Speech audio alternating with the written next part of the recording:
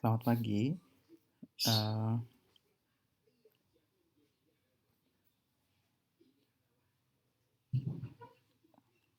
kita akan coba bahas soal ujian sertifikasi konsultan pajak.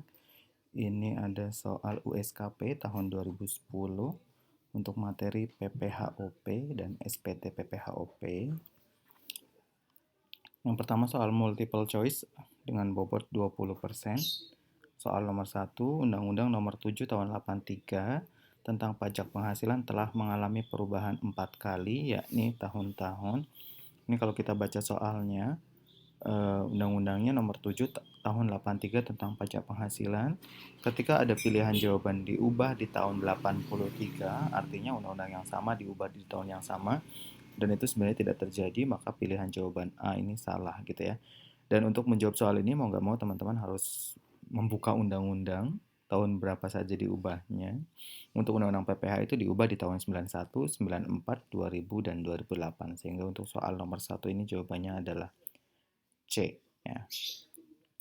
Soal nomor 2, Iman Sentosa, status bujangan tanpa tanggungan, melakukan kegiatan usaha dagang bahan bangunan, merek usaha serbaguna, mulai usaha bulan Februari 2010 dengan penghasilan neto bulan Februari 50 juta. Mendaftarkan diri ke KPP dan memperoleh NPWP bulan Agustus. Jadi sebenarnya penghasilannya sudah diperoleh sejak Februari, tetapi eh, baru memperoleh NPWP bulan Agustus. Jumlah penghasilan neto. Nah, pada bulan Agustus menderita kerugian sebesar 40 juta. Kebetulan pada saat NPWP-nya baru diperoleh, yang bersangkutan langsung mengalami kerugian. Padahal sebenarnya dari Februari dia sudah memperoleh penghasilan neto gitu ya. Jumlah penghasilan neto bulan September 75 juta rupiah. Dalam tahun 2010 tersebut berkenaan dengan kewajiban membayar angsuran PPh pasal 25. Oke, jadi yang ingin ditanyakan oleh soal ini adalah mulai kapan angsurannya dilakukan dan berapa gitu ya. Pilihan jawabannya yang pertama A, angsuran PPh pasal 25 dimulai sejak masa Agustus sejak bulan terdaftar. B, angsuran 25 dimulai sejak Februari sejak bulan diperolehnya penghasilan. C, angsuran 25 dimulai sejak September karena bulan Agustus menderita rugi. Dan D, tidak wajib membayar angsuran PPh 25 karena SPT tahunan tahun sebelumnya tidak ada. Yang jelas jawaban D ini salah ya, karena sebenarnya meskipun wajib pajak baru, apabila terdapat kewajiban mengangsur PPh pasal 25, yang bersangkutan tetap harus mengangsur PPh pasal 25 gitu ya. Kemudian jawaban A, kalau pilihan jawaban A, angsuran PPh pasal 25 dimulai sejak masa Agustus, sejak bulan terdaftar sebagai wajib pajak kita simpan dulu. Kemudian yang B, angsuran PPh pasal 25 dimulai sejak Februari, sejak bulan diperolehnya penghasilan. Atau C, angsuran PPh pasal 25 dimulai sejak masa September karena bulan Agustus menderita rugi. Kalau kita berbicara masalah material, sebenarnya kewajiban membayar atau mengangsur PPh pasal 25 itu dimulai sejak kewajiban objektifnya ada gitu ya. Meskipun pada bulan Februari kewajiban subjektifnya belum terpenuhi nih, karena yang bersangkutan bukan belum terpenuhi, sudah terpenuhi namun belum memiliki NPWP gitu. Jadi kalau menurut saya jawabannya ini B, angsuran PPh pasal 25 dimulai sejak masa Februari, yakni sejak bulan diperolehnya penghasilan. Masalah nanti bayarnya kapan, ya mau nggak mau bayarnya setelah memiliki NPWP, karena pada waktu bulan Februari Pak Iman Sentosa ini belum memiliki NPWP. Nah, kemudian pertanyaan nomor 3, berdasarkan data tahun 2010 tersebut, pada nomor 2 di atas, besarnya angsuran PPh pasal 25. Nah, angsuran PPh pasal 25, kalau menurut kita baca KMK, KMK mengenai angsuran bagi, PMK maksud saya, Peraturan Menteri Keuangan, mengenai angsuran bagi wajib pajak baru itu dengan cara penghasilan pada bulan pertama diperolehnya penghasilan tersebut di tahun berjalan, disetahunkan, artinya dikali 12, dikurangi PTKP gitu ya, dikurangi PTKP, kemudian dikalikan tarif PPh terhutang dan dibagi 12 gitu. Sehingga dalam soal ini menurut saya besarnya angsuran pada tahun 2010 itu dihitung sejak Februari. Yang mana cara menghitungnya adalah 50 juta dikali 12 sebesar 600 juta penghasilan netonya gitu ya. Kemudian dikurangi dengan penghasilan tidak kena pajak. PTKP tahun 2010 itu berapa ya? Dikurangi PTKP tahun 2010, kemudian dikalikan 5 dikalikan dengan tarif PPh terhutang. Ini kalau kita hitung 600 juta untuk PTKP tahun 2010 itu kalau tidak salah itu coba kita cari dulu PTKP 2010.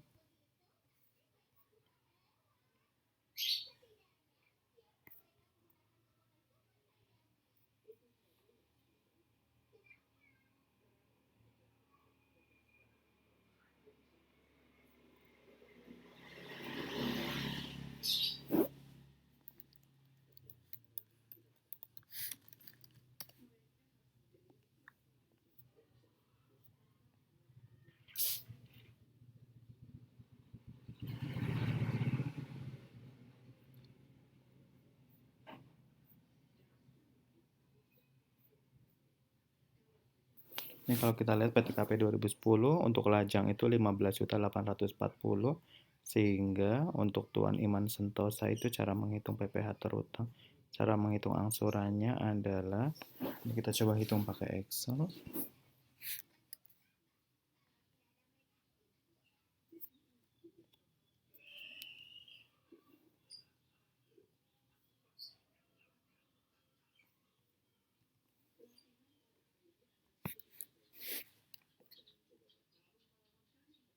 Jadi cara menghitungnya adalah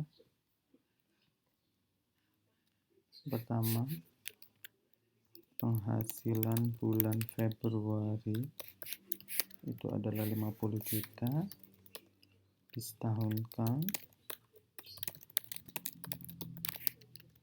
ini dikali 12, kemudian dikurangi dengan PTKP-nya adalah 15.840.000 sehingga penghasilan kena pajaknya adalah ini, maka PPh terhutangnya adalah yang pertama 5% kali 50 juta pertama,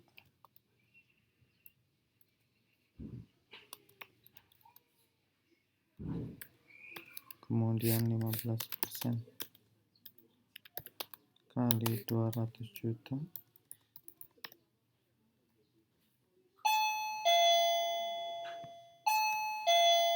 kemudian 25% kali 250 juta, dan terakhir 30% kali 84.160.000.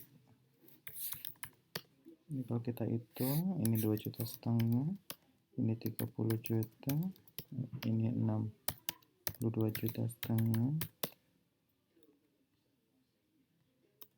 dan ini adalah 30% dikali 84.160.000. Nah, kalau kita jumlahin ini sebesar 120 dibagi 12 itu jawabannya adalah 10.020.667.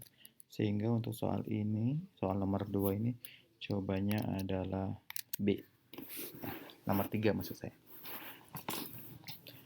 Kira-kira bisa dipahami nggak ya? Mudah-mudahan bisa dipahami. Kemudian kita masuk ke soal nomor 4. Darmanto, status kawin tanpa tanggungan adalah seorang pengusaha di bidang persewaan tanah dan bangunan, menghibahkan sebidang tanah senilai 800 juta kepada Yanti, adik iparnya, karyawati perusahaan swasta. Jadi maksudnya antara Darmanto dengan dengan si Yanti ini hubungannya adalah adik ipar dan tidak ada hubungan istimewa gitu. Sejak kecil Yanti ikut kakaknya. Tanah yang dihibahkan oleh Darmanto tersebut bagi Yanti merupakan penghasilan yang menjadi objek pajak. Hubungan keluarga antara Darmanto dengan Yanti dalam Undang-Undang PPH dikenal sebagai oke. Jadi ini pertanyaan ini terkait dengan hubungan istimewa ya, sebagaimana diatur di pasal 18 ayat 4. Jadi maksud pertanyaannya, apakah antara Darmanto dengan Yanti terdapat hubungan istimewa? Ini kalau kita dalami lagi soalnya, adik iparnya artinya adiknya istrinya Pak Darmanto gitu ya. Nah, jawabannya ada A. Semenda dalam garis keturunan ke samping 1 derajat. B. Semenda dalam garis keturunan lurus 1 derajat. C. Oke, yang jelas untuk pertanyaan ini kalau jawabannya garis keturunan lurus tuh salah ya, karena bukan anak atau anak angkat, tetapi adik ipar, sehingga jawabannya adalah A. Kemudian soal nomor 5. Lina, karyawati PT BBN, status kawin, tanggungan 1, ibu kandung, jadi menikah dengan 1 orang tanggungan, yakni ibu kandung. Suami Lina, Endratno, karyawan Pemda DKI. Besarnya PTKP tahun 2009 untuk Lina, karyawati PT BBN adalah, di sini ada catatannya, istri tidak memiliki NPP sendiri, tidak mempunyai kewajiban menyampaikan SPT tahunan. Jadi, sesuai dengan pengaturan pada pasal 7 dan pasal 8 Undang-Undang PPH bahwa untuk wanita kawin itu selalu PTKP-nya adalah TK 0 gitu ya. Sehingga untuk tahun 2009 PTKP Lina itu pasti TK 0. Di sini kalau kita lihat untuk tahun 2009 PTKP TK 0 adalah 15.840.000. Sehingga jawaban soal ini adalah A. Kemudian soal nomor 6. Anton, status bujangan, karyawan PT DDG. Berdasarkan bukti potong PPh pasal 21, penghasilan bruto tahun 2009 sebesar 54.850.000. Nolnya banyak banget ya. Memiliki penghasilan lain dalam tahun 2009 berupa sewa rumah 30 juta. Rumah yang disewakan tersebut berasal dari warisan orang tua. Oke, ini soalnya agak mengecoh.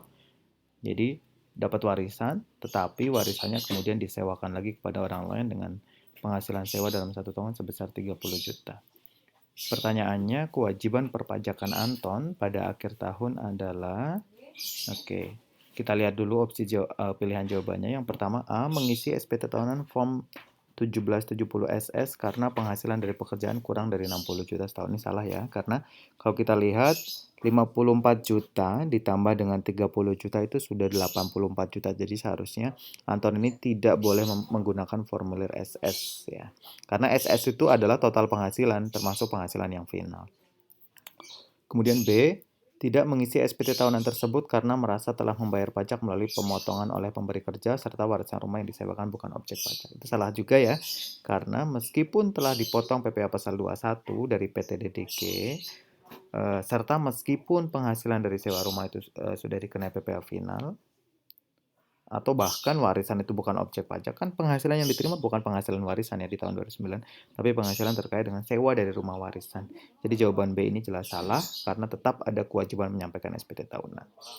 Kemudian jawaban C, mengisi SPT tahunan PPh form 1770S karena penghasilan diperoleh dari pekerjaan dan mempunyai penghasilan lain berupa sewa rumah yang pengenaannya PPh bersifat final. Oke, kita simpan dulu. Kemudian D, mengisi SPT tahunan form 1770 karena penghasilan yang menjadi dasar penghasilan kena pajak tidak hanya dari pekerjaan saja tapi termasuk penghasilan menyewakan rumah. Oke, jadi kalau menurut saya jawabannya C ya. SPT yang disampaikan itu formnya 1770S karena apa? Anton tidak melakukan kegiatan usaha atau pekerjaan bebas. Jadi tidak perlu melaporkan SPT dengan formulir 1770. Ya, mudah-mudahan bisa dipahami. Oke, kita lihat nomor 7. Ada namanya Fatah, seorang wajib pajak, status duda, menanggung sepenuhnya 1 anak kandung yang bernama Fahri. Jadi Pak Fatah ini seorang duda, punya 1 anak kandung yang bernama Fahri. Kegiatan usaha di bidang perdagangan usaha mebel dengan merek Nyamane. Dalam menjalankan kegiatan usahanya dibantu oleh Fahri. Jadi pengusaha ya Pak Fatah ini. Pada tanggal 28 Desember 2008, Fatah meninggal dunia. Fatah memberikan wasiat bahwa kalau dia meninggal, usahanya akan diteruskan oleh anak tunggalnya Fahri. Saya rasa itu bukan wasiat ya, karena kalau wasiat itu terkait dengan harta, harusnya ini terkait usaha.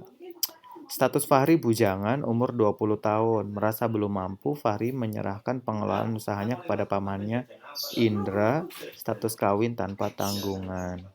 Penghasilan itu usaha dagang mebel dalam tahun pajak 2009 sebesar 400 juta. Jumlah penghasilan kena pajak bagi Fahri atas usaha dagang mebelnya Mane untuk tahun 2009 adalah jadi ini ada ceritanya. Yang pertama usahanya punya Pak Fatah, kemudian Pak Fatah meninggal pada tahun 2008. Pertanyaannya untuk tahun pajak 2009 gitu ya. Penghasilan netonya 400 juta pada tahun 2009. Bagi Fahri. Nah, Fahri ini jadi kan sebenarnya usahanya ini diserahkan kepada Indra hanya terkait dengan pengelolaannya. Tetapi penghasilan 400 juta ini sebenarnya adalah penghasilannya Fahri. Jadi dalam hal ini bisa kita anggap bahwa Pak Fahri ini Pak Indra ini menjadi karyawan dari Fahri, gitu ya. Jadi kalau menurut saya jawabannya itu A, 400 juta. Ya. Sementara jawaban D itu tidak tepat karena yang ditanya itu penghasilan neto tahun 2009, sementara warisannya harusnya tahun 2008. Sedangkan untuk jawaban B dan C itu saya kurang tahu perhitungannya dari mana. Gitu. Yang A ini sebenarnya sudah dikurangi PTKP. Jadi pertanyaannya penghasilan kena pajak ya, bukan penghasilan neto. Jadi kalau pertanyaan adalah penghasilan kena pajak, maka jawabannya adalah penghasilan neto dikurangi dengan penghasilan tidak kena pajak. Ya. Penghasilan netonya adalah 400 juta, penghasilan tidak kena pajaknya 15.840, sehingga jawabannya adalah B. Ya, 384.160.000. Karena pada tahun 2009, Fahri tidak memiliki tanggungan. Yang punya tanggungan di sini Pak Indra, yang mana Pak Indra ini bukan, kalau saya membaca kata-kata pengelolaan tuh maksudnya hanya mengelola usahanya saja. Ini soal nomor 8. Fatoni mempunyai usaha dagang tekstil menyelenggarakan pembukuan periode 1 Januari sampai dengan 31 Desember. Data SPT tahun pajak 2009 yang disampaikan ke KPP tanggal 28 Maret 2010 menunjukkan PPh terutang 50 juta. Sedangkan jumlah kredit pajaknya 25.500.000, sehingga terdapat kurang bayar. PPh pasal 29 sebesar 24.500.000. Maka kekurangan pembayaran pajak harus dilunasi. Jadi ini yang ditanyakan adalah tahun pajak 2009, SPT PPHOP, maka harus dilunasi selambat-lambatnya tanggal 31 Maret 2010 ya, D. Jadi kalau batas akhir penyampaian SPT tahunan itu tidak mengalami perubahan meskipun harinya berjatuhan dengan hari libur, tetap tanggal 31 Maret tahun pajak, tahun berikutnya. Soal nomor 9 dan 10, Budianto adalah seorang anggota dari firma Dinto. Dalam tahun pajak 2009 memperoleh bagian keuntungan sebagai anggota firma 100 juta. Jadi Budianto menerima uang 100 juta sebagai anggota firma. Herlina, istri Budianto, adalah seorang pedagang besar karpet atau permadani yang dalam tahun pajak 2009 memperoleh penghasilan neto fiskal dari usaha dagangnya sebesar 400 juta. Di samping itu, Herlina menerima warisan berupa rumah dan pekarangannya yang bernilai 1 miliar. Rumah tersebut mulai Januari disewakan kepada Matasan, namanya Matasan ya, dengan harga sewa 60 juta untuk 2 tahun. Kontrak sewa ditandatangani 5 Januari 2009, uang sewa diterima penuh pada saat penandatanganan kontrak. Anggota keluarga yang menjadi tanggungan adalah sebagai berikut, ada Akmal, Tita, Taufik, dan Mirna. Catatan, istri Herlina tidak memiliki NPWP sendiri, tidak mempunyai kewajiban menyampaikan SPT tahunan PPh sehingga penghasilannya digabung dengan penghasilan Budianto. Pertanyaan nomor 9, penghasilan yang dilaporkan dalam rangka menghitung penghasilan kena pajak jadi pertanyaannya adalah penghasilan brutonya ya. Penghasilan bruto untuk menghitung penghasilan kena pajak. Kita akan hitung berapa penghasilan netonya. Yang pertama, bagian keuntungan firma, kita coba hitung pakai Excel. Bagian keuntungan firma tadi ada 100 juta. Kemudian ada penghasilan berupa dagang permadani 400 juta.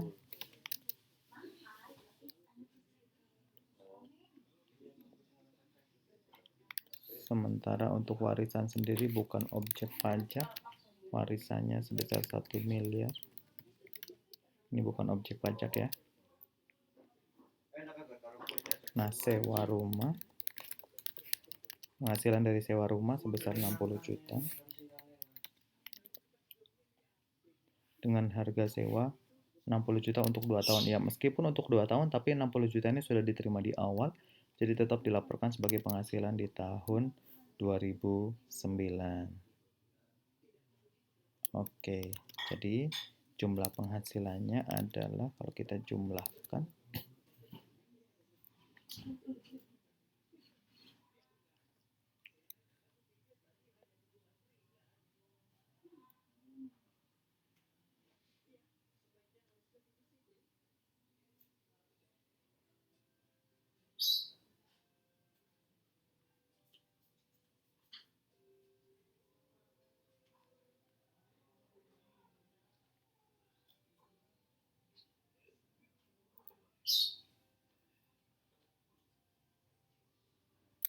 ini kalau kita jumlahkan itu seharusnya total. Oke. Kalau yang dimaksud dengan firma itu adalah CV ya. Dalam hal ini Tuan Budianto ini menjadi sekutu dari CV, maka penghasilan atas keuntungan firma ini bisa kita sebut sebagai penghasilan yang bukan objek pajak sesuai pasal 4 ayat 3 Undang-Undang PPH ya. Sehingga total penghasilan yang akan menjadi dasar perhitungan penghasilan kena pajak adalah 400 juta dan 60 juta. Atau totalnya 460 juta. Kemudian nomor 10, besarnya PTKP yang diperkenankan. Oke, untuk PTKP karena penghasilan istri digabung, maka PTKP-nya adalah KI dengan jumlah tanggungan 3 orang. Maka PTKP dengan KI 3 tahun 2009 adalah 36.960.000.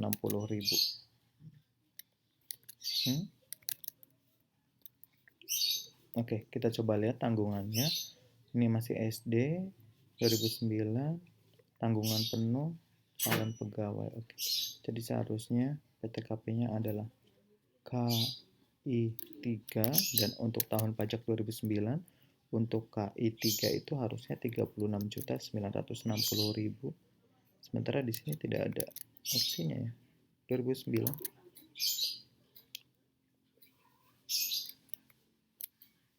Oke, menurut saya jawabannya 36.960.000 dan ini tidak ada jawabannya untuk nomor 10. Ya teman-teman, kira-kira seperti itu dulu untuk pembahasan soal nomor 1 sampai dengan 10. Kita akan lanjutkan lagi pembahasan soal nomor berikutnya pada sesi selanjutnya. Terima kasih.